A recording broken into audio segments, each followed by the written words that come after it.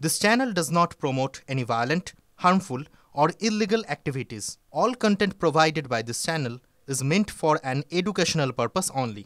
সাংসদ তথা কেন্দ্রীয় মন্ত্রী সুভাষ সরকার একটি মন্তব্য করেছেন, তা নিয়ে জলঘোলা হচ্ছে। অনেকেই বলছেন এটা বিতর্কিত মন্তব্য, যে বুথে লিড বেশি সেইখানে পরিষেবা বেশি বা কাজ বেশি, এমনকি সংসদ তহবিলের যে টাকা, সংসদ তহবিলের তারও পরিমাণ সেখানে বেশি বরাদ্দ হবে, এসব কথা তিনি বলছেন। তৃণমূল নির্বাচন কমিশনের কাছে অভিযোগ জানাচ্ছে। আমরা শুনবো প্রথমে সুভাষবাবু ঠিক কী মন্তব্য করেছেন।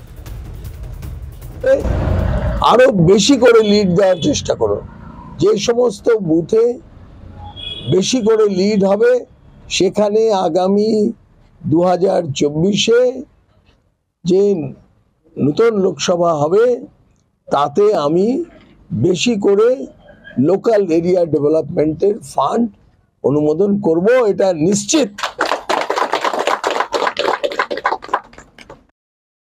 এটা আরেকটা আলাদা ইনসেন্টিভ, যারা যত বেশি লিড দেবে তাদের কাছে লোকাল এরিয়া ডেভেলপমেন্টের কাজের অর্থ বরাদ্দ বেশি হবে।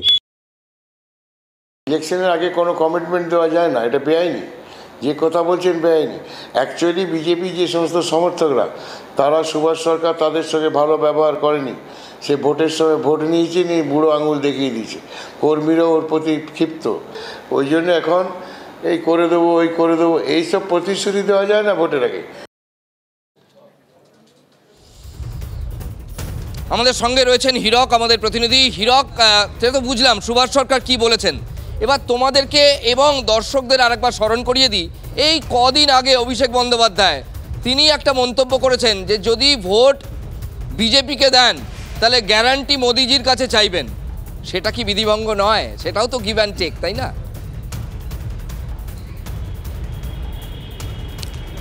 একেবারেই দেখো, নির্বাচন যত এগিয়ে আসছে ততই কিন্তু শাসক বিরোধী সব দলের নেতাদের মুখে কিন্তু এই ধরনের মন্তব্য উঠে আসছে। আর যখন এই ধরনের মন্তব্য শাসক দলের মুখে উঠে আসছে তখন বিরোধীরা সরব হচ্ছে, এবং বিরোধীদের মুখে যখন উঠে আসছে তখন কিন্তু শাসক দল সরব হচ্ছে। বিভিন্ন ক্ষেত্রে সেটা দেখা যাচ্ছে। এবং এই সুভাষ সরকার গতকাল যিনি এই ধরনের মন্তব্য করেছেন, তারপর কিন্তু রাজনৈতিক মহল থেকে বিভিন্ন ধরনের প্রশ্ন উঠে আসছে। রাজনৈতিক মহল যেটা বলছেন যে প্রথমত যেখানে আদর্শ আচরণবিধি শুরু হয়েছে সেখানে এই ধরনের মন্তব্য আদৌ করা যায় কিনা। বিরোধীরা বলছেন যে এটা আসলে একটা প্রলোভনেরই সামিল, ভোটারদের প্রভাবিত করার চেষ্টা, কর্মীদের প্রভাবিত করার চেষ্টা করেছেন সুভাষ সরকার।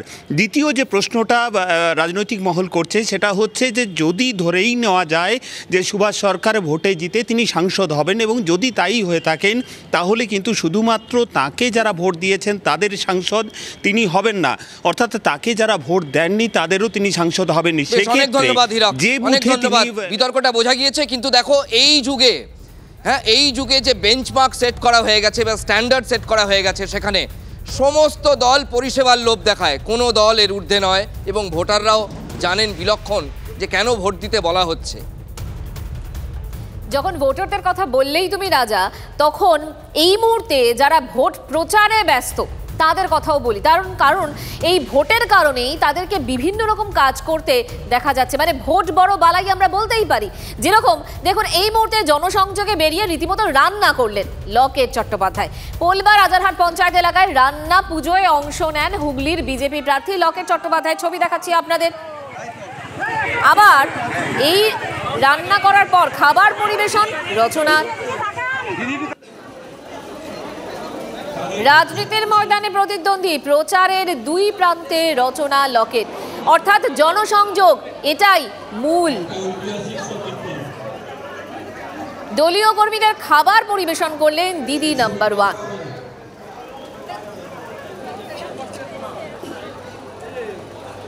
ভোটারদের মন জয়ে কি কি না করতে হয় প্রার্থীদের। ভোট বড় বালাই। আবার দেখুন, আবার একটা ছবি দেখাই আপনাদের, আরামবাগের ছবি। মাঠে নেমে আলু কুড়োচ্ছেন তৃণমূল প্রার্থী। চন্দ্রকোনায় গিয়েছিলেন প্রার্থী মিতালি বাগ। একেবারে মাঠে চাষিদের কাজ করতে দেখে মাঠে নেমে পড়লেন, আলুও কুড়োলেন। কাকে আলুর ঝুড়ি। সঙ্গী ছিলেন চন্দ্রকোনার বিধায়ক অরূপ ধারা। নাটক দিদির নাটক বোন, দিদিমণিও ভোটেলে নাটক করেন আর তার বোনেরাও হচ্ছে ভোটের সময় নাটক করেন। বিদায়ী সাংসদ এখন রাস্তায় নামলেই মানুষ তাকে ঘিরে ধরছে। না উন্নয়ন, শুধু কাটমানির ফোয়ারা। স্বাভাবিকভাবে এইসব তৃণমূলের নাটক মানুষ আর মানবে না। একটা ছবি দেখাবো। জুন মালিয়া হট্টনগর মন্দিরে পুজো দিলেন, তারপর প্রচার শুরু করলেন। মেদিনীপুরের তৃণমূল প্রার্থী এগরা মাজারে চাদরও চড়ালেন তিনি, পদযাত্রাও করেন তৃণমূল প্রার্থী। জুনের সঙ্গে সেলফি তুলতে এদিন বেশ ভিড় ছিল। এতক্ষণ ধরে আমি বিভিন্ন জায়গায় সকলের আশীর্বাদ নিয়েছি, এখন বাবার সামনে আশীর্বাদ নিলাম। তো ভালোবাসা যখন পাচ্ছি, এত আন্তরিকতা যখন পাচ্ছি স্বতঃস্ফূর্ত ভাবে, তখন বাবার কাছে এই প্রার্থনা করে গেলাম যে বাংলার মানুষ যেন তাদের অধিকার অর্জন করে নিতে পারে।